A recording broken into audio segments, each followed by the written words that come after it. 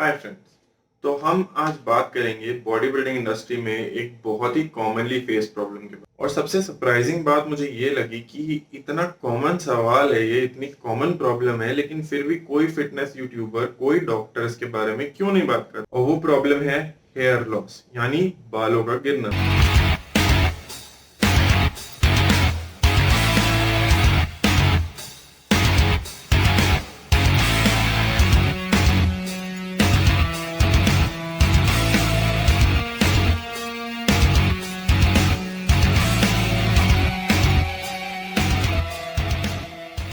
तो सबसे पहली चीज जानते हैं कि हेयर लॉस क्यों होता है। हेयर लॉस जो है एक पैटर्न में यूजुअली मेल्स में देखा जाता है, जिसको हम एंड्रोजेनिक एलोपेशिया बोलते हैं। ये एक जेनेटिक प्रोसेस है। अगर आपके फादर का मेल पैटर्न बॉल्डनेस था, यहाँ पे टॉप के एरिया में, साइड के एरिया में बाल आते थे लेकिन टॉप पे नहीं, तो आपको भी ये होगा। ये एक जेनेटिक प्रोसेस है, एक नेचुरल प्रोसेस है जो हेल्दी मेल्स और हेल्दी अडल्ट्स में देखा जाता है, लेकिन ये एज के साथ प्रोग्रेस करता है। ये आपके सामने मैं पैटर्न रख रहा हूं कि इस एज पे इतना हेयर लॉस यूजुअली देखा जाता है जेनेटिकली भी। लेकिन कुछ चीजें हैं, कुछ प्रोसेसेस हैं जो इसको एक्सेलरेट कर देती हैं कि 20-25 साल की उम्र में भी लोगों को बॉल्डिंग दिखने लगती है, हेयर लॉस दिखने लगता है। तो आज हम बात करेंगे कि इस नेचुरल प्रोसेस को कैसे रोका जाए। हेयर रीग्रोथ के बारे में बात करेंगे। जिनके बाल ऑलरेडी इतने गिर चुके हैं उनको दोबारा उगाने के लिए क्या करें, जिनके गिर रहे हैं उसको कैसे रोकें, और जिनके अभी शुरू ही हुए हैं उसको वहीं के वहीं रोक दिया जाए ताकि वो आगे ना बढ़े। तो मोस्ट कॉमन कॉजेज क्या होते हैं जेनेटिक प्री डिस्पोजिशन को छोड़ के?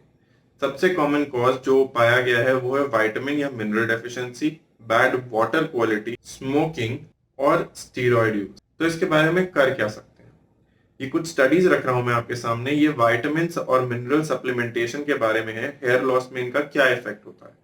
तो देखा गया है अगर कोई नॉर्मल इंडिविजुअल है जिसमें कोई डेफिशिएंसी नहीं है तो विटामिन और मिनरल सप्लीमेंटेशन का कोई फायदा नहीं है। लेकिन अगर आपके विटामिन डी लेवल्स, आपके विटामिन ई लेवल्स, आपके बायोटिन लेवल्स जो बी ग्रुप विटामिन में आता है, ये सारी चीजों में से कुछ भी लो है तो आपका हेयर लॉस जल्दी होता है और ज्यादा होता है। तो इसको एडिक्वेट डोजेज में सप्लीमेंट करने से देखा गया है कि हेयर लॉस जो है कम हो जाता है, उसका प्रोग्रेशन हॉल्ट हो जाता है। लेकिन ये सिर्फ उन पे काम करता है जिनमें हेयर लॉस एक्सेलरेट डेफिशिएंसी की वजह से हो रहा है। मेरी विटामिन डी डेफिशिएंसी की वीडियो में मैंने प्रॉपर डोजेजेस बताई हैं, पूरा डोजिंग रेजीम बताया है, कैसे विटामिन डी डेफिशिएंसी को टैकल करना है और क्योर करना है। उसका लिंक मैं नीचे डालूंगा और इस वीडियो के एंड में भी वो आपको सजेस्ट की जाएगी। अगला तरीका जो बहुत दुनिया मानती है वो है शैम्पूज। बहुत तरह के ब्रांड्स हजारों तरह के शैम्पूज बेच रहे हैं कि ये हेयर फॉल कम करेगा, ये हेयर लॉस कम करेगा, ये हेयर रीग्रोथ प्रमोट करेगा। लेकिन इन सब के पीछे जो रिसर्च होती है वो बहुत ही ज्यादा बायस्ड और बहुत ही ज्यादा स्केची रिसर्च होती है। उसमें कई बार कंट्रोल ग्रुप नहीं होता, कई बार जो ग्रुप होता है वो इतना स्मॉल होता है कि उसका रिजल्ट जो है वो इनसिग्निफिकेंट होता है साइंटिफिकली। बट उस रिसर्च के बेसिस पे वो अपने प्रोडक्ट्स को बेचते हैं। जो सबसे ज्यादा रिजल्ट देने वाले शैम्पूज देखे गए हैं उसमें 3 इंग्रेडिएंट्स होते हैं: सॉ पामेटो, कीटोकोनाजोल जो एक एंटी फंगल एजेंट है, और कैफीन। इन तीनों चीजों से स्टडीज में देखा गया है कि हेयर लॉस जो है कम होता है। अब आ जाते हैं स्टीरॉयड यूज पे। स्टीरॉयड्स हम सबको पता है एनाबॉलिक एजेंट्स होते हैं, लेकिन हमको ये भी पता है कि ये एंड्रोजेनिक एजेंट्स होते हैं। Over a course of 40 years जितना आपकी बॉडी को टेस्टोस्टेरोन का एक्सपोजर होना था, वो अगर आप 2 महीने में दे देंगे अपनी बॉडी को, या 3 महीने में एक साइकिल चला के दे देंगे, तो आपके बाल इसी तरह से रिएक्ट करेंगे कि उसने 40 साल के वक्त टेस्टोस्टेरोन अब्सॉर्ब कर लिया। आपके बालों में जो कंपाउंड एक्ट करता है वो एक्चुअली टेस्टोस्टेरोन नहीं होता, टेस्टोस्टेरोन का एक डेरिवेटिव होता है जो डीएचटी बोलते हैं जिसको हम, यानी डाई हाइड्रोटेस्टोस्टेरोन। ये क्या करता है, ये आपके हेयर फॉलिकल्स को स्लोली कन्वर्ट करता है हेल्दी थिक हेयर फॉलिकल्स से स्मॉल थिन हेयर फॉलिकल्स में। और ये हेयर फॉलिकल्स जो है फिर वो पतले बाल देते हैं, पतले और स्पार्स हेयर, कमजोर बाल जो आसानी से टूट जाते हैं, आसानी से गिर जाते हैं। और धीरे धीरे अगर कंटिन्यूड एक्सपोजर रहता है डीएचटी को, तो ये धीरे धीरे के फॉलिकल जो है डाई ऑफ करके हट ही जाता है। उस वजह से वहां पे बाल आने ही बंद हो जाते हैं। तो डीएचटी मेन कल्प्रिट है, और डीएचटी आपकी बॉडी में नेचुरली भी होता है। जिन लोग का नॉर्मल टेस्टोस्टेरोन भी है वो भी डीएचटी में कन्वर्ट होता है, और testosterone is the main hormone जिसको कल्प्रिट बोलते हैं हेयर लॉस के लिए। ये रिस्पॉन्सिबल होता है एंड्रोजेनिक एलोपेशिया के लिए। तो मेडिकल ट्रीटमेंट क्या है इन हेयर लॉस? 2 तरीके से हेयर लॉस को रोका, 2 ग्रुप्स में डिवाइडेड है ट्रीटमेंट। एक होते हैं हेयर लॉस स्टेबलाइजर्स और एक होते हैं हेयर रिप्लेसमेंट थेरेपी टूल्स। तो सबसे पहले स्टेबलाइजर्स के बारे में बात करेंगे। आई एम प्रीटी श्योर जो लोग ये वीडियो देख रहे हैं उन्होंने मिनॉक्सिडिल का नाम सुना होगा, और अगर नहीं सुना तो मैं बता देता हूँ। मिनॉक्सिडिल एक बहुत ही कॉमनली यूज्ड मेडिसिन है। 5% मिनॉक्सिडिल का लोशन आता है जिसको अपने बालों पे लगाया जाता है। This is one of the most commonly prescribed drugs by dermatologist and hair loss experts for treating alopecia. ये ड्रग जो है इसलिए इतनी कॉमनली यूज करी जाती है क्योंकि ये काफी सेफ कंसिडर करी जाती है। इसमें 99% जो है आपकी स्कैल्प पे ही रहती है, वो आपकी ब्लड स्ट्रीम में नहीं जाती, तो इसके साइड इफेक्ट्स यूजुअली देखे ही नहीं जाते हैं। जो मोस्ट कॉमन साइड इफेक्ट इसके हैं वो इचिंग और स्केलिंग होते हैं। मिनॉक्सिडिल का रिजल्ट लेकिन इतना अच्छा नहीं है, उसके पीछे की वजह भी मैं बता दूंगा आपको। लेकिन पहले आपको ये जानना पड़ेगा कि जो स्टडीज हुई हैं उसमें देखा गया है कि सिर्फ 15% लोगों पे, यानी अगर 100 लोग मिनॉक्सिडिल यूज करते हैं तो उसमें से सिर्फ 15 लोगों की हेयर रीग्रोथ होती है, यानी बाल दोबारा आते हैं। लेकिन 66% लोगों के 66% लोगों के बाल जो गिर रहे थे वो रुक जाते हैं। तो ये हेयर लॉस प्रोसेस को स्टॉप करने में 66% लोगों में सक्सेसफुल है, लेकिन हेयर रीग्रोथ सिर्फ 15% लोगों में देखी गई है, और 33% लोगों में देखा गया है कि ये बिल्कुल असर ही नहीं करता। एक मोस्ट कॉमन कंप्लेंट जो मिनॉक्सिडिल के साथ है, लोग कहते हैं हमने तो अभी लगाना शुरू किया मिनॉक्सिडिल और महीने भर में मेरा हेयर लॉस बढ़ गया, मेरे बाल ज्यादा गिर रहे हैं। ऐसा इसलिए होता है क्योंकि जो थिन हेयर फॉलिकल्स हैं वो थिक हेयर फॉलिकल्स से रिप्लेस हो रहे होते हैं। तो उसमें कोई डरने की बात नहीं है, ये एक कॉमन चीज है, ये एक नॉर्मल साइड इफेक्ट है। अगर आपके डर्मेटोलॉजिस्ट ने आपको ये प्रिस्क्राइब करी है तो वो आपको इसके बारे में जरूर बताएंगे। मिनॉक्सिडिल का रिजल्ट पुअर आने का दूसरा रीजन ये है कि इसकी कंप्लायंस बहुत पुअर है। कंप्लायंस मतलब कि आप उसके शेड्यूल पे कितना स्टिक करते हैं। ये कोई ऐसी जादू वाली ड्रग नहीं है कि आपने लगाई और 15 दिन में आपके बाल आ गए। मिनिमम 6 मंथ्स लगते हैं मिनॉक्सिडिल का रिजल्ट देखने में।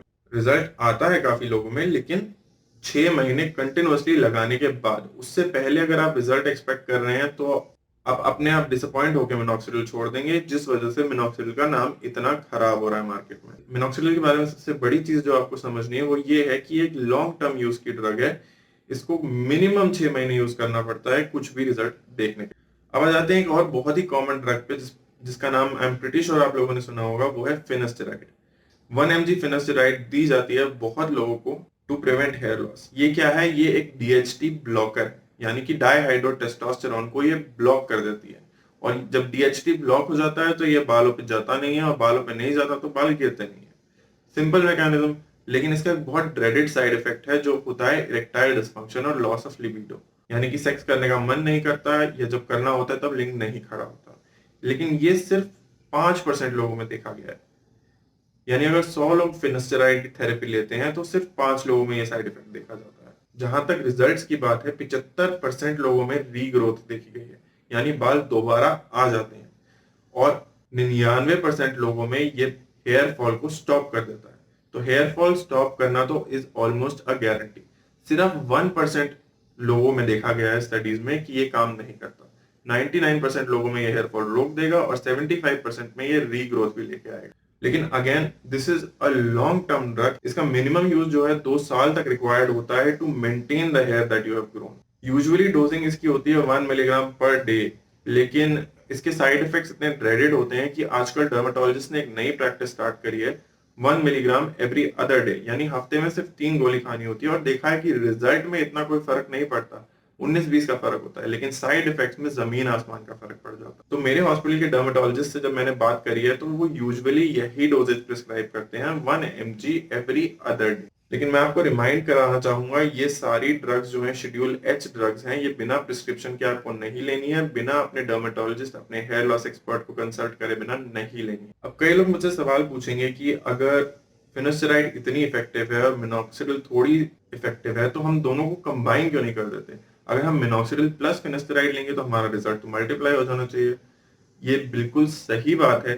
स्टडीज में देखा गया है कि दोनों की थेरेपी दी जाए तो it is much more potent then monotherapy with a single drug, और बहुत सीवियर हेयर लॉस के केसेस में ये किया भी जाता है। अगला मेथड है hair replacement. Hair replacement therapy का नाम आपने जरूर सुना होगा। बहुत सारे एक्टर्स होते हैं जो स्टीरॉइड्स लेके बॉडी बनाते हैं, उनको हेयर लॉस होता है, लेकिन फिर वो हेयर रिप्लेसमेंट करा लेते हैं और एकदम से उनके बाल आ जाते हैं। Hair replacement surgery is not an easy thing. वो आपके जहां पे लाइव हेयर फॉलिकल्स होते हैं वहां से हेयर फॉलिकल्स को एक्सट्रैक्ट करके इम्प्लांट करते हैं वहां पे जहां पे बाल नहीं आ रहे हैं। और सुनने में शायद ये बहुत आसान लगेगा, लेकिन इस चीज को सक्सेसफुली करने के लिए आपको एक बहुत ही स्किल्ड हेयर ट्रांसप्लांट सर्जन की जरूरत है। हेयर ट्रांसप्लांट सक्सेसफुल होने के बाद भी फिनास्टेरॉइड थेरेपी दी जाती है उस ट्रांसप्लांट को मेंटेन करने के लिए। कुछ एक्सपेरिमेंटल ट्रीटमेंट्स भी हैं, जैसे लो लेवल लेजर थेरेपी हो गई, ड्यूटास्टेरॉइड हो गया, और पीआरपी यानी प्लेटलेट रिच प्लाज्मा इंजेक्शन हो गए, जिनका अच्छा रिजल्ट देखा गया है, लेकिन ये अभी भी एक्सपेरिमेंटल स्टेजेस में है, इसलिए मेन स्ट्रीम में इतनी नहीं यूज होती। बट फ्यूचर के लिए ये प्रॉमिसिंग थेरेपीज है, स्पेशली पीआरपी। तो आई होप मैंने इतनी एक्सटेंसिवली ये टॉपिक कवर करा है कि आपको कोई डाउट नहीं बचा होगा। बट अगर कोई डाउट है तो आप कमेंट्स में पूछिए, मैं जरूर कोशिश करूंगा पर्सनली रिप्लाई करने की। चैनल को सब्सक्राइब करें, वीडियो को लाइक करें और शेयर करें उन सारे लोगों से जो इतनी इस कॉमन प्रॉब्लम से सफर कर रहे हैं। Till next time, thank you for watching. Let's make India fit together.